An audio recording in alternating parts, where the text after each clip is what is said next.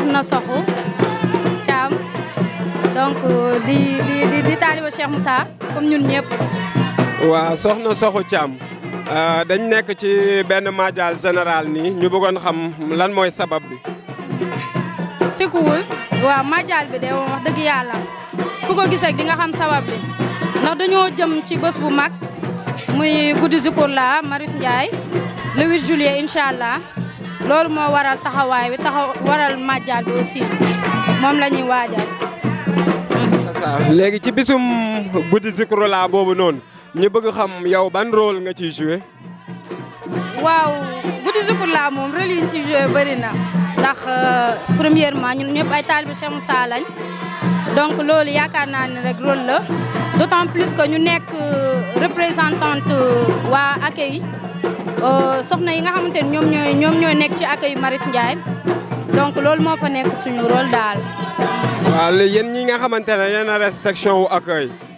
ban taxawaay ngeen nar a am ak ban nameel ngeen bëgg a góor yàlla yi nga xamante ne amaana ñu ngi leen di fekk si ñi am taxawaay boobu. ñun moom wax dëgg yàlla nameel bu ñu ci am rëy na waaw ndax bi mooy 2e édition te gis ngeen taxawaay bi nga xamante ne ni daaw moom la soxna yi amee woon ci bés bi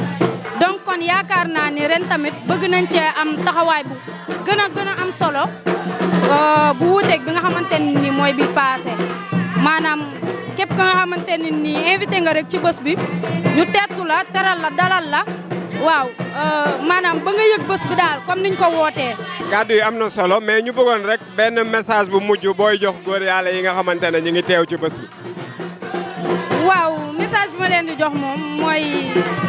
waaw ñu waajal ko bu baax a baax a baax ndax maanaam guddi gi dafa nekk loo xamante ne ni nekkul lenn kenn lenn ñëpp la kon lu ne ku ne ngi ci donc moo tax ñu doon ñaan di sàkku góor yàlla yi waajal ko bu baax a baax a baax comme niñ ko waajalee bii passé rek ñu ñëw jëmmal bés bi ci mbégte taaral bés bi dooleel suñu bopp loolu daal laa am comme message bi nga xamante ne maa ngi koy lancé góor yàlla yi di si sàkku teewaay ñëpp ñu def ko comme niñ ko defee woon bii passé rek incha allah ko defee suñu borom def mu saawaan baawaan waaw sut suñu njott yi nga xamante ne moom lañ amee si bés bi. jaa ngeen jëf yaa booy ñu ngi lay bëggee di rafetlu kàddu yi.